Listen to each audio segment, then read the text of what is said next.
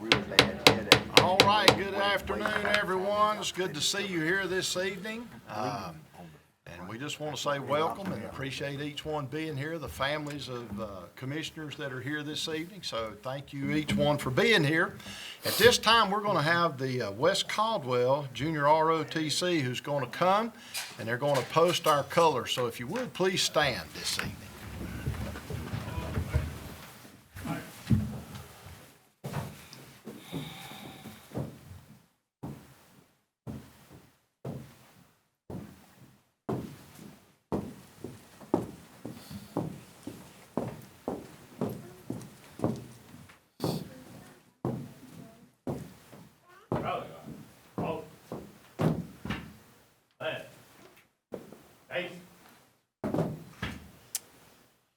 All right, and we'll ask at this time for our pastor, Ann Jabber from Collier's United Methodist Church to come up, and she's going to have our invocation this evening, and that'll be followed with Commissioner Jeff Branch, who will lead us in our Pledge of Allegiance. So, Pastor.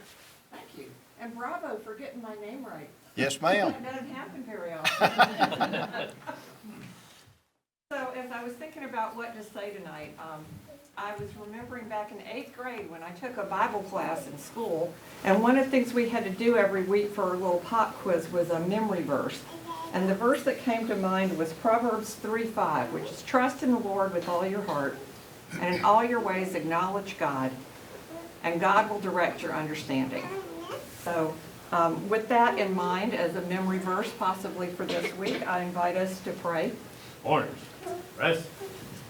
Gracious God, we come before you today to discuss important matters, to honor members of our community for their service, and we ask for your guidance and your wisdom in all that we do. You are the source of all knowledge and understanding. Therefore, we seek your direction in our decision-making process. Help us to listen attentively to one another with open hearts and minds. May we not be quick to judge or criticize, but instead seek to understand different perspectives. We pray that you will give us the discernment to make the best decisions for the greater good. In a season when people of many faiths, nations, and races celebrate the coming of the light, may we seek the transforming power that light can bring in our lives and in the lives of those we serve. May our words and actions be guided by your love and grace. In your mighty name we pray. Amen. Amen. That's it. Done. Everyone face the flag. Salute. Praise and Pledge. colors. Pledge allegiance to the flag of the United States of America and to the republic for which it stands, one nation, under God, indivisible, with liberty and justice for all. Every color. Ready. Cut. Right. Face. Forward. March.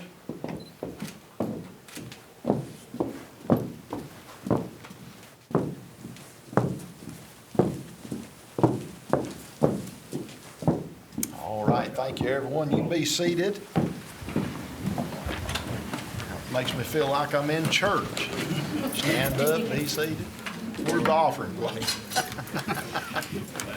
All right, well, again, it's good to have everyone here this evening and want to welcome you to this ceremony as well as our meeting for the Caldwell County Board of Commissioners this December the 2nd, 2024.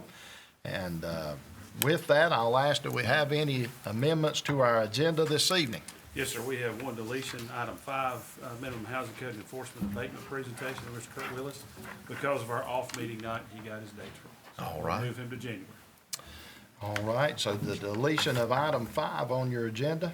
If there's no other amendments, do I hear a motion we adopt this evening's agenda? Mr. Chair, I move that we accept this evening's agenda as the county manager has presented.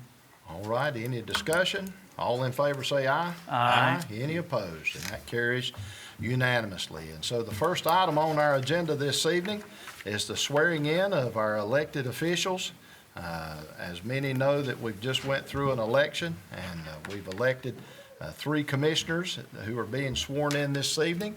And I'd like to welcome Patrick Starnes as our first person to be sworn in. That way we can get you up here with the rest of us, Patrick. So the Honorable Wayne Rash is coming to do the swearing in this evening, and so we appreciate him being willing to come and do that. So it's all yours, sir. Thank you, Mr. Chairman, Commissioners. Thank you for the great honor to be able to come tonight and administer the oath of office. It certainly is a special occasion for the incoming commissioners, and again, I'm honored to have a part in that. Patrick, at this time, I invite you and your family to come up, or whoever you want to bring up to the front with you. They're in it with you.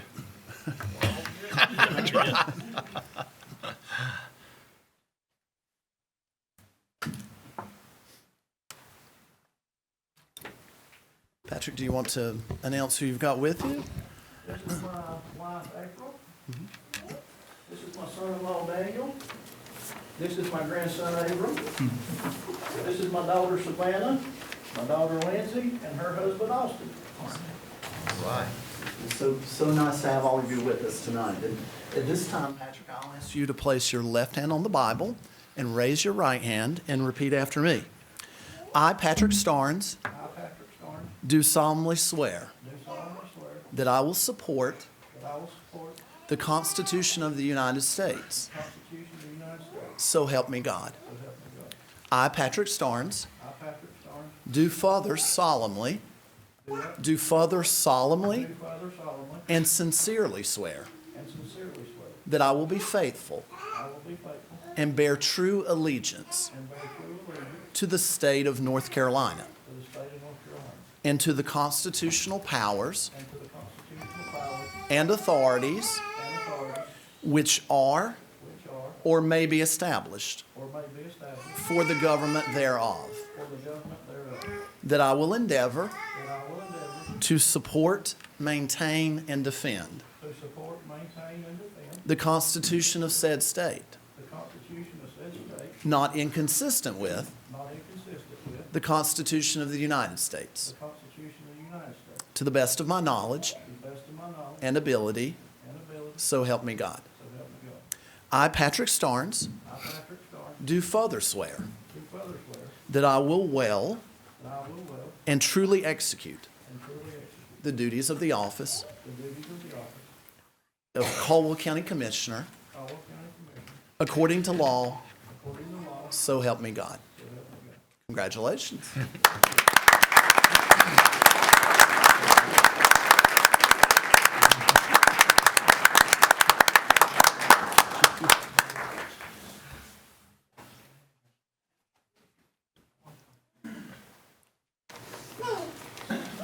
Photo opportunity, yes.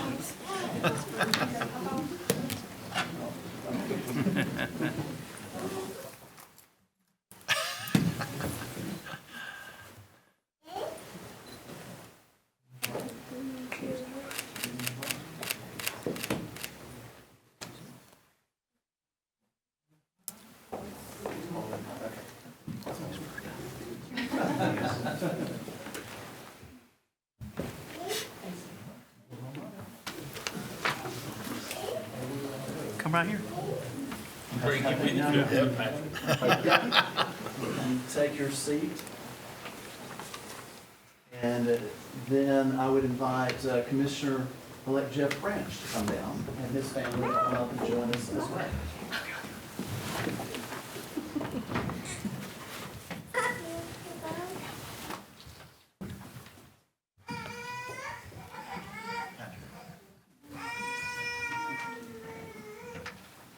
You might have to bring him with you, Patrick. You might have to bring him with you. That's all right. We'd love to have him.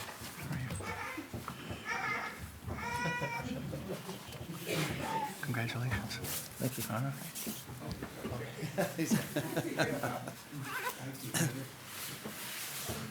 Jeff, do you want to introduce your family?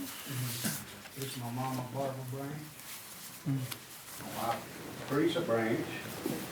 This is my granddaughters, Rosie Rankin and Henry Rankin and Emma Dean Rankin. little Teresa, Brittany Branch, and my son-in-law, Henry George Rankin.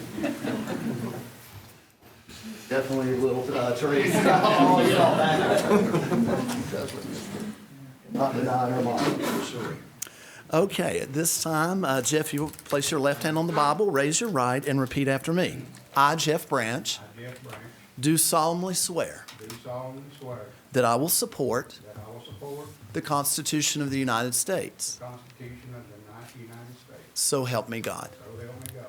I, Jeff Branch, I, Jeff Branch, do further solemnly do further solemnly and sincerely swear and sincerely swear that I will be faithful that I will be faithful and bear true allegiance and bear true allegiance to the state of North Carolina to the state of North Carolina and to the constitutional powers and to the constitutional powers and authorities and authorities which are which are or may be established or may be established for the government thereof, for the government thereof, that I will endeavor that I will endeavor to support, maintain, and defend to support, maintain, and defend the Constitution the Constitution of said state, of said state, not inconsistent with not inconsistent with the Constitution of the United States, the Constitution of the United States, to the best of my knowledge to the best of my knowledge and ability, and ability, so help me God. so help me God.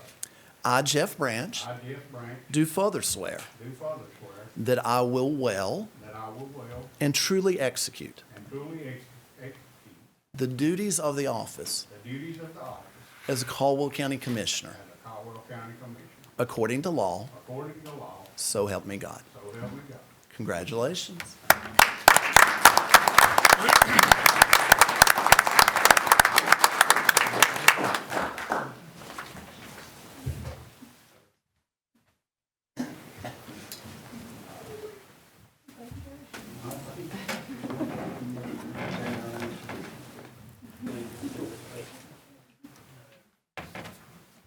This will work for me. As long as you can forgive me for doing it your way.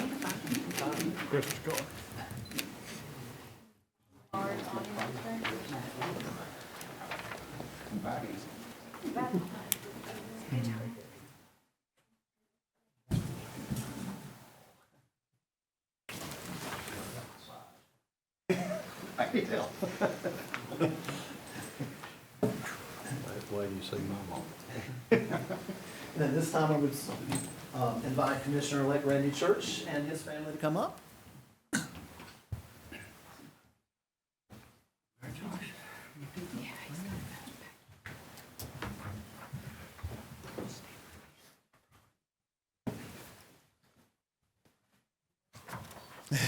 There are. That's good. And Randy, I'm calling you to introduce your family. Yes, sir. So this is my wife, Jill, my mother, Louise, Christy, and her husband, Doug, my son, Nathan, his son, Chandler, to his left, his wife, Stephanie. And the other Sons of Thunder duo here is Thatcher. His mother is my daughter, Meredith, and her daughter is Andy. And that back there is my son-in-law, Adam Caldwell. So I'm glad they're all here. Good job, Randy. That's good. It gets stressful when they're all right here trying to not forget names. And anyway, but thank you guys so much for coming tonight as well. And this time, Randy, I'll ask you to do the same thing. Place your left hand on the Bible, raise your right, and repeat after me. I, Randy Church, I, Randy Church, do solemnly swear do solemnly swear that I will support that I will support the Constitution of the United the States. Constitution of the United States. So help me God. So help me God. I, Randy Church, I, Randy Church, do further solemnly do further solemnly and sincerely swear and sincerely swear that I will be faithful that I will be faithful and bear true allegiance and bear true allegiance to the state of North Carolina to the state of North Carolina and to the constitutional powers and to the constitutional powers and authorities and authorities which are which are or may be or established may be established for the government thereof. for the government thereof. And I will endeavor And I will endeavor to support, to support, maintain, and defend maintain, and defend the Constitution of said state, the Constitution not inconsistent with not inconsistent with the Constitution of the United States, the Constitution of the United States, to the best of my knowledge to the best of my knowledge and ability, and ability, so help me God. so help me God. I, Randy Church, I, Randy Church, do further swear do further swear that I will well that I will well and truly execute and truly execute the duties of the office the duties of the office of Caldwell County Commissioner of the Caldwell County Commissioner according to law, according to law, so help me God. so help me God. Congratulations. Thank you.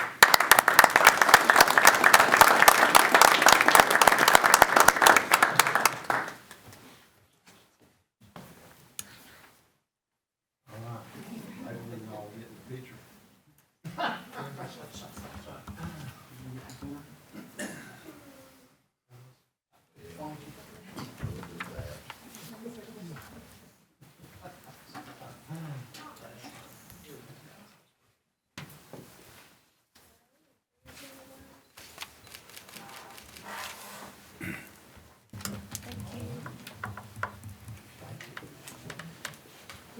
Hey, Jerry, I get my sign. Yeah, I tell you. I wonder where it come from. Yeah.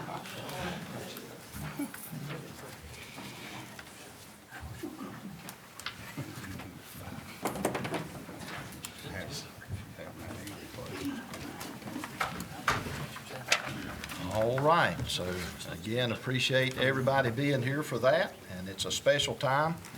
And so I'd just like to say, welcome to Patrick Starnes and his first meeting here for many meetings to follow.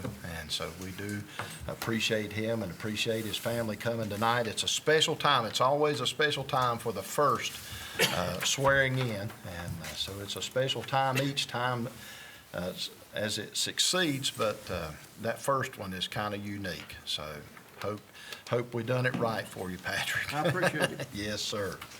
And with that, we'll move to our next item on the agenda, which is the organizational part of this meeting, in which we elect a chair and a vice chair among the commissioners. And so I will turn the meeting over now to our county manager, Mr. Donald Duncan. Commissioners, I'll take a motion to select a chairman for this board.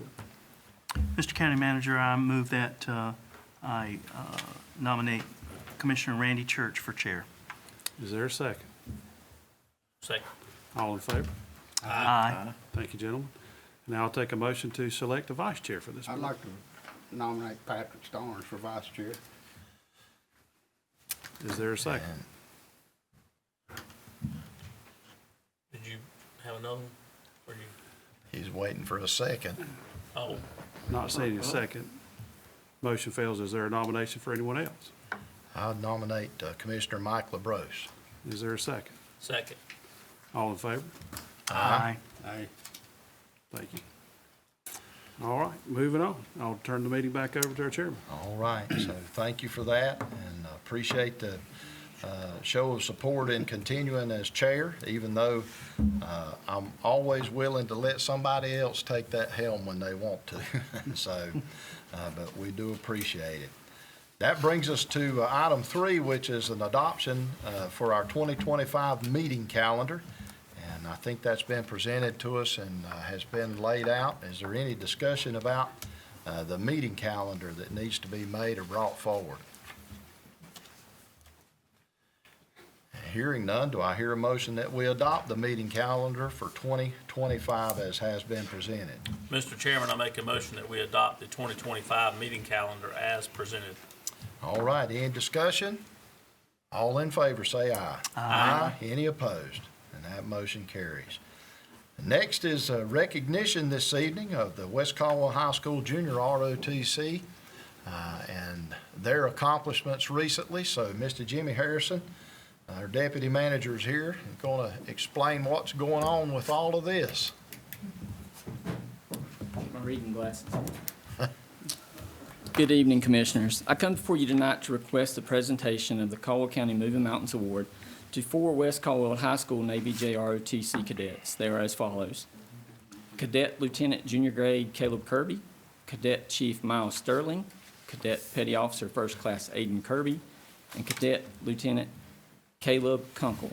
On August 23, 2024, these cadets represented West Caldwell High School and competed in the American Legion JROTC Color Guard competition in New Orleans, where they were crowned as national champions for the second year in a row. They also competed in the open class color guard competition, representing the newly founded Sons of American Legion Squadron 29 of Lenore, of Post 29, and were crowned national champions in this division as well. These cadets adhered to the Navy and Marine Corps' core values of honor, courage, and commitment, and represented themselves and Caldwell County in a manner deserving of this award. As such, I respectfully ask the board to present these cadets with the Caldwell County Moving Mountains Award. Chief Pitts, Master Chief Michaelic, Commander Oxford, is there anything that you would like to add? Thank you, Jimmy. I have had the opportunity over the years to see and participate in many color guard competitions. I have seen competitions from Europe to Australia to China to across the world, and these young gentlemen, the presentation they made at our Veterans Day ceremony last week equals any that I have ever seen. The Brits they have a special flair, but these gentlemen have a special place because of the willingness to sacrifice and make the practice and the preparation that they make to present the way they do. It's an honor to me, to Caldwell County, to North Carolina, to the United States of America. These gentlemen are terrific, and we need to make sure we honor them as such. Thank you very much for the opportunity. Yes, sir. I'd just like to take a minute to recognize my predecessor at West Caldwell, Command Master Chief Wayne Michaelic, retired, who spent all summer with these guys, working with them, helping them out, and he's responsible for getting them to New Orleans when I couldn't go because I'm by myself now. But he's done magnificent with these guys. He does a lot for our community. He does a lot for the American Legion. And not only do these guys, are they awesome, this guy over here is awesome too. So just want to recognize him.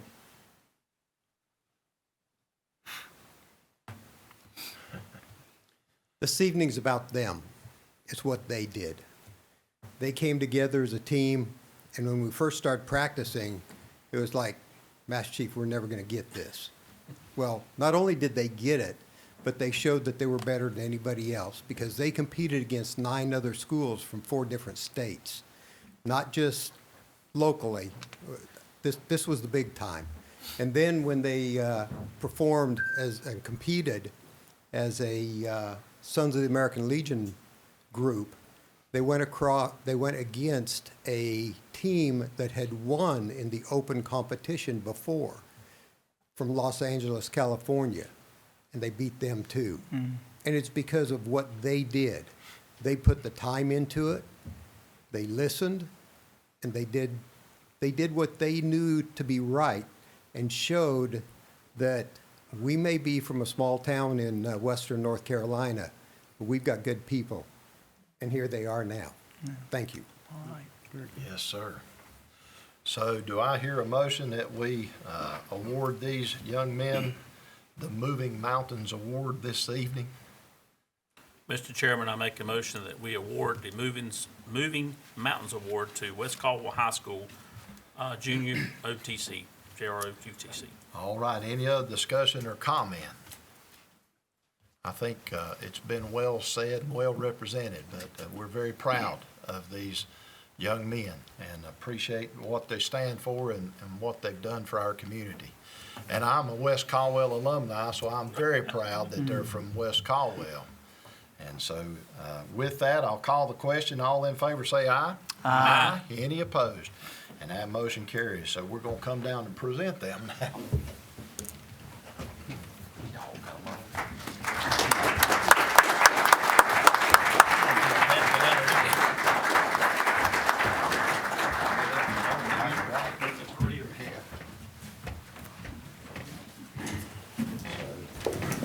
Ribbons, I assume, for the staff. So who do I give this It to? goes to one to Chief Pitts and one to Commander Oxford.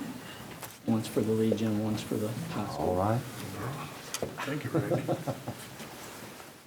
Got these for these young men. Randy, always good to see you. Yes, sir. Thank y'all. Good to see you. Yes, sir. Appreciate it. Thank you. Thank you, brother. Good to see you. Thank you. Coming. So you wait. Good to see you. Thank you. Appreciate all you do.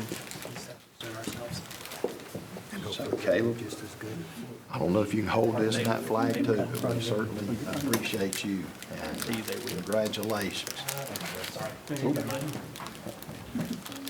Mr. Kirby, here's yours too. Thank you.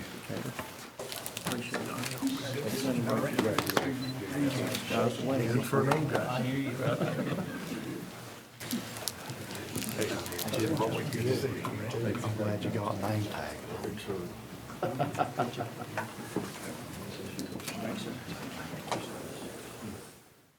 Sir, so I don't know if y'all want to open those up and make some photos. We can stand behind, but if you Great job. Here you go.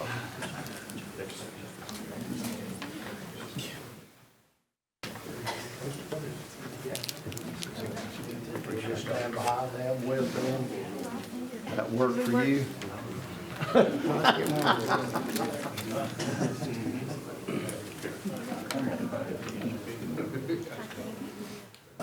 This is what great.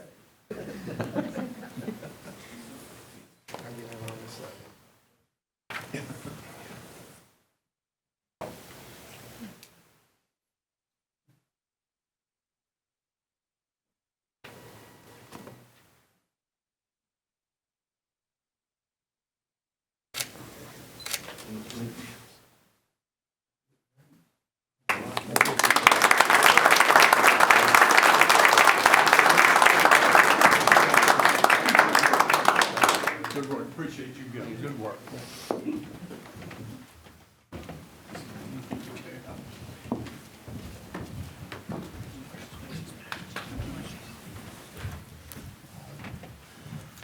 Got the walking wounded here tonight. Larry's goodness.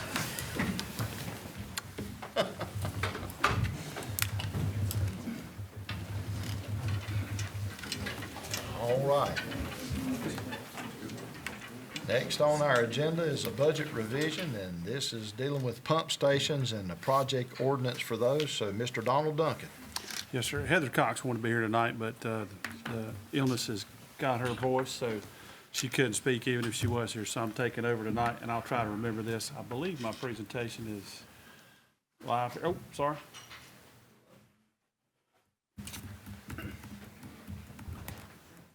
Oh, that's later. Thank you, Eric.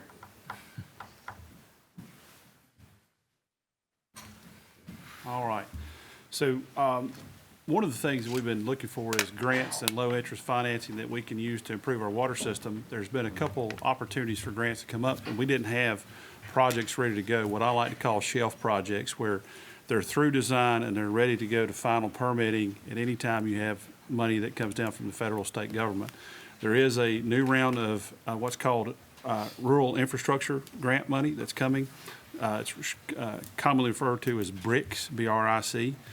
We don't have a project for that, and they extended the deadline due to the Hurricane Helene event. So this is a project that staff came up with and said it's something that's very needed for not only employee safety, but for water quality as well. The plan is to design and evaluate and create new housing for our pump stations. Most of these pump stations are very small, confined quarters. It's a confined space hazard. Also, the components are very old. They need to be rebuilt. They also need to be put in an area where we can get maintenance trucks to them and move components in and out easily and ensure safer drinking water. There are 5 scattered around the county. Here you have Little John Church Road, Shealy Road, Alfred Hartley Road, Draco Tank Road, the small pump house there, and up on Eagle Heights. And some of these pumps have not been, had any upgrades since they were initially installed. Some are more than 50, 60 years old now. The Little John pump station here, as you can see it, you have to drop into a concrete box, and there's not even room for a person to stand once you get off the ladder. You have to balance yourself on the housing to work on it. It's a safety issue that we have. Here's another one at Shealy Road Pump Station, same situation. You can get 1 foot on the ground in this one.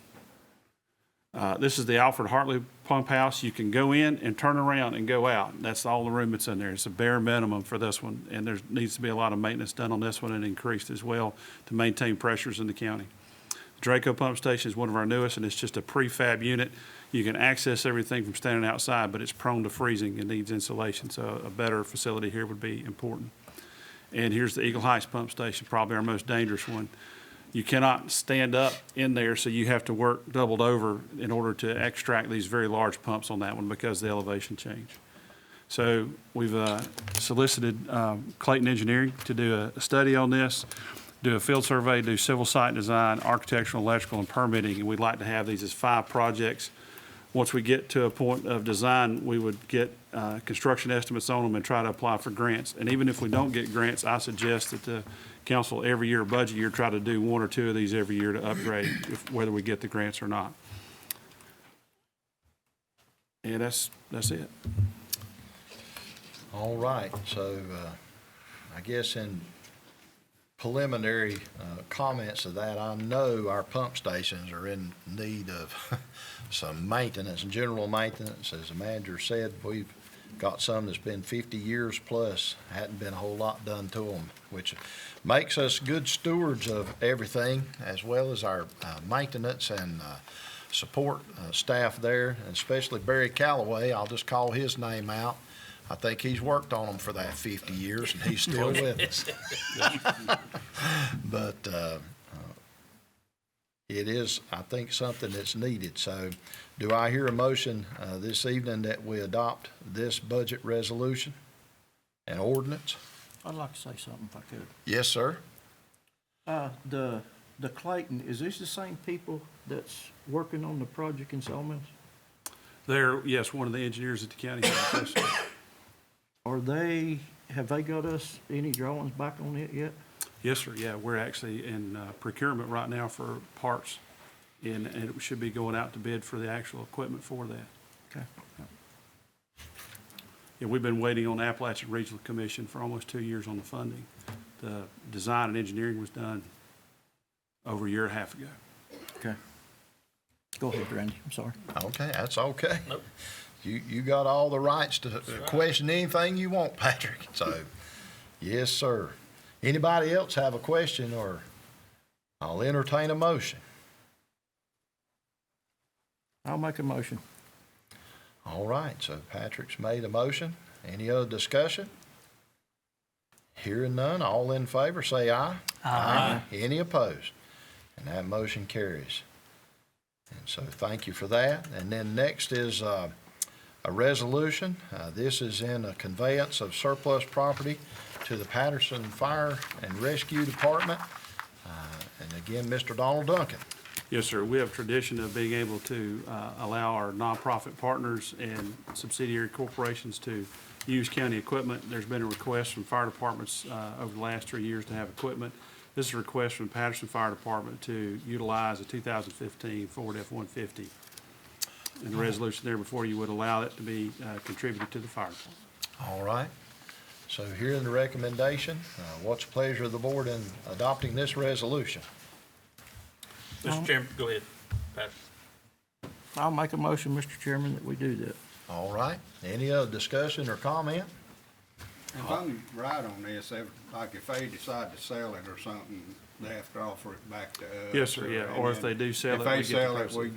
they have to pay us. I just want to make that clear to everybody out here. We just, everybody should know that. Yes, sir. First right of refusal, as they say. Yeah. All right. Well, with that, I'll call the question. All in favor, say aye. Aye. Any opposed?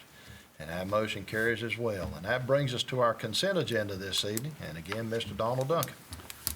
Mr. Chairman, Commissioners, the item number 8 is the acknowledgement of the review of bonds. The bonds have to be presented to you annually, that we have had them as just part of the general statute.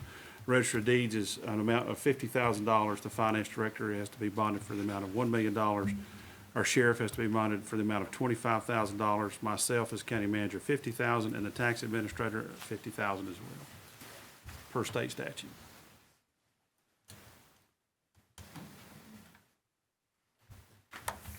The ARC grant we just referred to with the Western Piedmont Council of Government and Evergreen Industrial Park, we got release of funds in the amount of $513,000. And then to administer that grant, to make sure everything's done and that we bulletproof the grant, so to speak, the COG also does our grant administration for us, and that contract amount is $25,000, $671, I believe. Also, a budget revision for the 911 Communication Center project.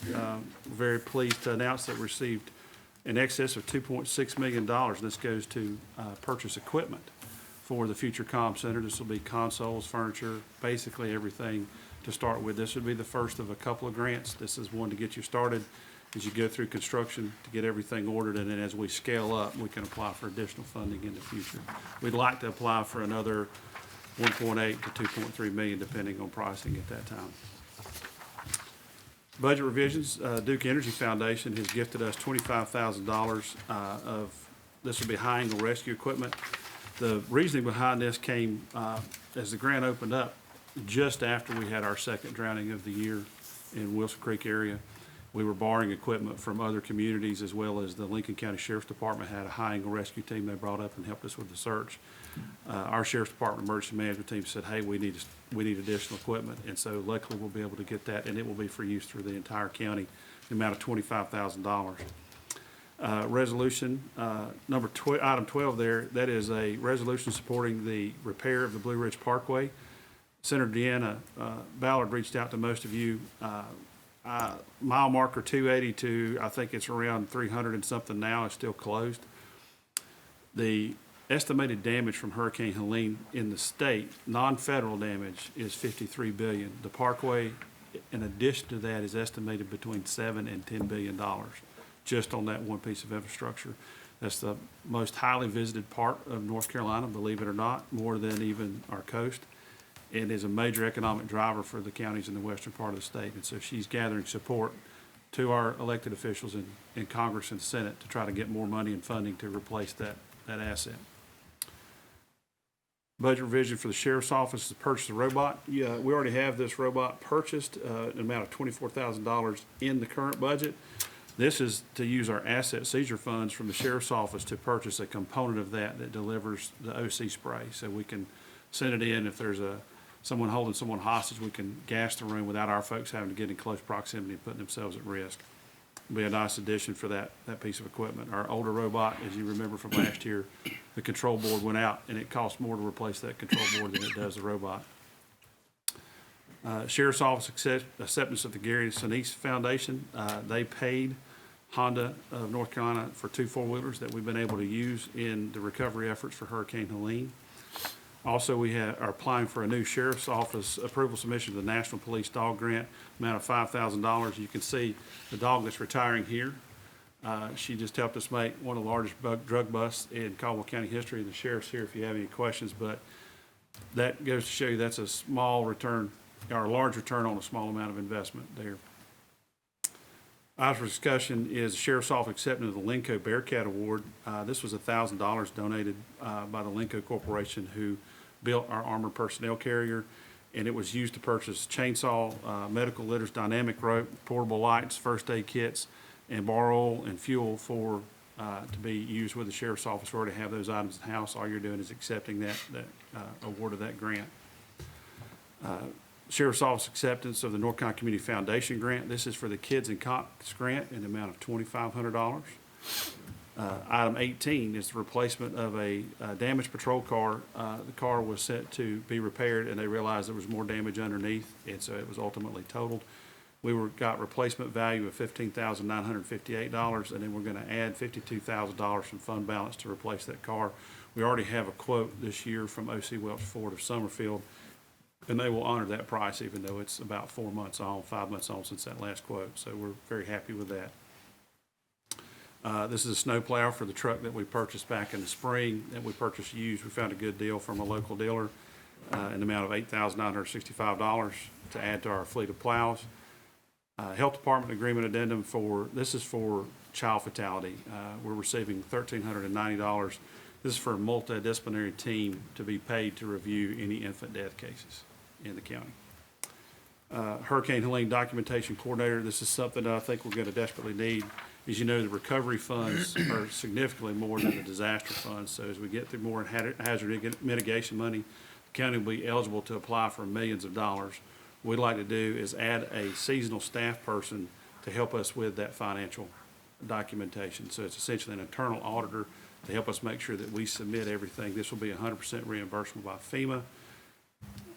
And we have someone selected that we think would do a really, really good job. A former finance person coming out of retirement to assist us. So is this gonna be a full-time employee for us, or is this gonna be a part-time employee, or is this gonna be a contract person? How's this gonna work? Good question. That will be a full-time employee, but that'll be for a term of 18 months or whenever we need to end it. So if we're able to get all of our money applied for and reimbursed in a shorter time, then it ends sooner than that. So we call it a seasonal hire. But just related to the disaster, to keep us on track and make sure we're turning everything in. Basically, somebody hurt all the cats while we're doing our regular job. And this person that y'all got chosen is aware that it's potentially a short-term, Yes, yes, sir. 12, 18 month. Could be. I think we're probably looking at 18 months to 2 years, but I don't want to say more. It just Right. depends on how fast the money's reimbursed, how much documentation, and honestly, how much Congress appropriates for hazard mitigation money, because once we get into hazard mitigation, that could take quite some time. What's the pay for this person? It's about $25 to $30 an hour is the range. Is he working 40 hours a week? And she'll be working as much as necessary, yes. But it's 100% reimbursed by FEMA. Yes, sir. No Correct. local dollars being spent. No, sir. And it's to protect y'all, to make sure that we get as much as we can out of it. Yeah.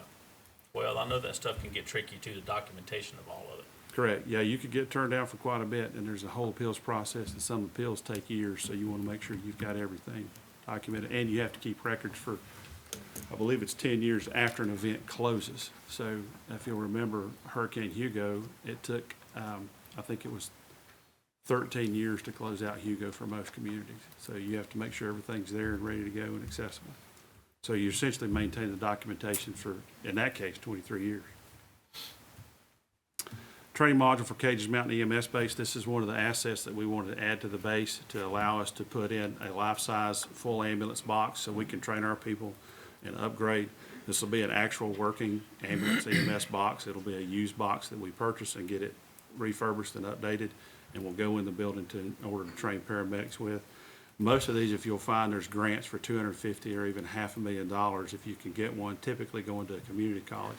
So I think this is a bargain, and Fraser has been very helpful on the pricing to try to get us one. And they've maintained their quote from earlier this year. And this is using funds that are from a leftover project for the mental health construction. And this is just for training purposes only. This is not going to be on an everyday used truck for an ambulance. Correct. No, it would be setting in the bay, be able to use and train people with without having to take an ambulance out of service. But in an emergency, it is a fully functional box. So if we had to mount it, we could actually get it remounted as a box. Well, didn't we just have an ambulance crash or something? Couldn't we use the box off here? That box is being remounted on a service truck, so it's going back into service. Good question.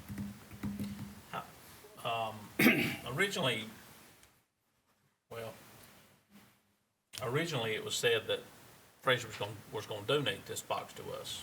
What happened to that? We asked. Conversation. They're too busy. They've got too many orders. But that was asked about, yes, sir. We had hoped to do that. Is this something we need right now, or should we hold off on this till we get the building built? I mean, the Well, you have building's to- not even close to Correct. being- You have to have it ordered and ready to go in the building when it's ready, so it'll take several months before that'll arrive. Just like construction of any box or refurbish of any box, it's taken almost a year now. Good question.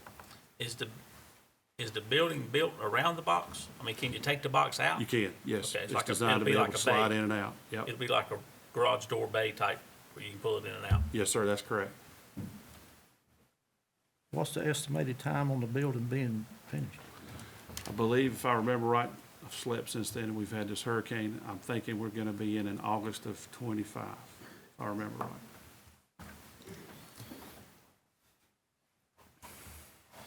I'll ask too while we're on that subject, but the community college, at one point, we were talking about this being a dual training facility and the community college helping, or using that facility and maybe helping offset some of this cost. But in the meantime, are they building something of their own now for EMS? Not for EMS, no, it's for health sciences only. We did ask that question. So There's no They're improvements building for an emergency paramedic. room. Yeah. So they'll have an So there's emergency nothing room. dealing with paramedics. That's- So we may need to ask them if they can help fund a little bit of this. We can ask. Dr. Porch is always asking us for money. I think we should go ask him for a little. If they're gonna use it, for sure. Yeah. Is the college gonna use it? I think it would be their instructors coming over and doing Con Ed, things Yeah. like that, and creating a facility that's more real-world environment where you come out of the back of the ambulance. If you'll remember from the presentations, you would go into a simulated ER, or you would go and say, like a home that's very, cluttered and crowded, just like we're picking up a patient on a normal day, or we're going to a pediatric call, or we're going to an osteo call. You can create all those simulated environments, and it's just continuation of that. I mean, are not all our ambulances so busy all the time that we can't just train in one of our ambulances in there? We do, but this is for, Con Ed, so you're not taking one out of service and taking all the equipment off. We have simulated, equipment on there. We wouldn't be using live drugs, things like that. So it's just in-service type training. Correct, for a lot of folks, but also be for rookie school as well. Well, who exactly are we training? Because my understanding is we can't get paramedics now. I think we're only down to 2, so we're doing pretty well.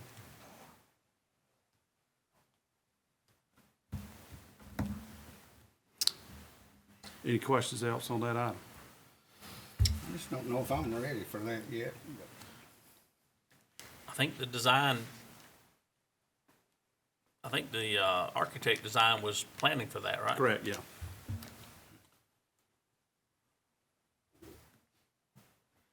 And it's not coming out of your existing budget. These are funds left over from a prior project. And how much do you say it's gonna cost? With all, the unit itself, let me pull up the quote here, I believe is $87,000. Trevor may remember better than I do. Yeah. Trevor out there? You out there, Trevor? There you are. Couldn't see you. You remember the cost on that? Itself is around 25,000, and then you've got to do the body work, and because it's an old red and white box, so there's body work and construction of a steel frame that comes up, and then the interior refurb. I want to say the total amount was right at 75,000. Plus a contingency. Yeah, there's contingencies. Final in there number as is well. 87,950.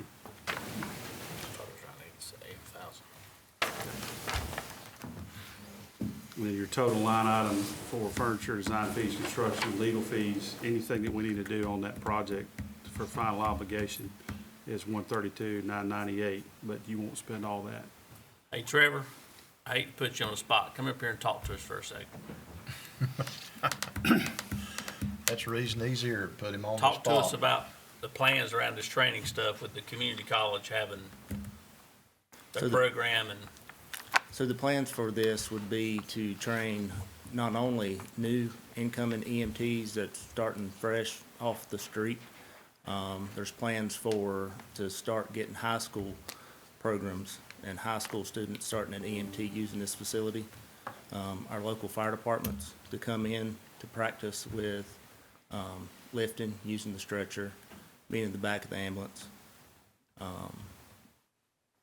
With future goals of having our own internal paramedic program that we can hire straight from this high school program or any other, say, part-time EMTs that come in, and having our own in conjunction with the community college in order to train and have realistic scenarios. Because you have, we already had a lot of equipment donated from Blue Ridge Healthcare that is going to, there will be a simulated emergency room setting, as the county manager said, along with the other, living room types. So when we go back and forth, this module will allow us to have video, recorded video, and we can critique the, not only new paramedics and EMTs, but also staff that are currently providing care in the county. I think the biggest thing for me that we need to try to figure out, I'm all for training these people. We need to figure out how we're gonna keep these people after we train them. That's the biggest problem I see in fire departments, EMS and everything. If we're gonna put forth our efforts and spend our time and our money, I mean, they need to be some kind of dedication there or some program set in place that we can retain these people. Yes, and I think this part of having this ability to train and have this technology here will greatly increase our recruitment and our retention. Like I said, we've got 2 vacancies currently. In June, we had 12, and we've had 0 folks leave since May or June. So that's the plan on this, is to keep it going and the momentum going forward to have this type of infrastructure to recruit, whether it's the high school classes that we start, that we're in the planning stages with the community college, and turn this into, if we have, and I would hope the problem would be that we don't have to train new paramedics so much to have so many vacancies and so much turnover, and that's right now becoming a whole lot better for us, for sure. I don't know, I just think I mean, it's okay, but they need to be some coordination between here and the college, because when you said, and Donna, when you too, about picking up stretchers and stuff, Mike, you was in that meeting that I was in, and basically that's part of it, because you're taking a stretcher out of an ambulance into an emergency room setting. So I think we need to have a little coordination with them and see exactly what they're doing or what they ain't gonna do there. Not that I'm opposed to training them, but I reckon instead of 2 people doing the training, we need to figure out what each other's are doing, I reckon, at the So end we of the ain't day. duplicating it. Yeah. Have we talked to the college about what they're doing versus what we're gonna be doing? So with the college, their main objective is getting the didactic or the book work done, as in hands-on and doing the work that goes into the field when someone gets hired or goes to the fire department. With that, there's very little time in the initial classes for that type of training. Yeah, I would see these as complementary programs from the presentations I've seen from the community college. They're just more acute focused once you arrive at the hospital. Ours will be pre-hospital care. I do know that in the past, we've had some challenges with people coming out of paramedic school, not knowing how to drive a truck, not knowing how to work a stretcher. Those type of things have been noted in the past. Very much so. Because they do focus more on the medical side and than they do the actual on-the-job, hands-on, touchy-feely stuff. I don't know that there's much of that even happening, really. One time it wasn't, because they didn't have a driver's course at one time. Now the driving course is required Yeah, in the EMT class. So. correct. But at one time it And we wasn't. do it annually as well. Yeah, they were coming out of EMT paramedic school and couldn't even drive a truck. I mean, I think what you're doing is a good thing. I really do. But I would still like to see a plan on how we're gonna retain what we're training. Whether it works or not, I'd like to see a plan in place to try to do that. But to me, getting back to this truck, this box truck, I mean, why don't we just buy a whole, I mean, you're talking about buying a box, painting it, doing all this stuff. Buy $15,000 ambulance off of Gov Deals, pull it in there, train in it, and when you don't need it, pull it out, or have a driving program. Let them learn to drive this old ambulance or something. I mean, I don't know why we can't just pull one in and out instead of, I mean, spending you said what, 132 it could go That's up for to? additional stuff for the classroom, but yes, the box is after refurb and the frame is I mean, built, when we and buy the a whole electronics ambulance is for nearly 87. nothing. And just to train in, I don't think it makes sense just to buy $130,000. If you buy one that's dedicated, they start at about $250, so this is a pretty good I'm talking bargain. about just buy the old one off of Gov Deals. I mean, they got boxes and everything off of them. I mean, you buy one for nearly nothing. Will this I box got be, that big Griffins, he's got a dozen of them sitting up on the hill down there. Yeah.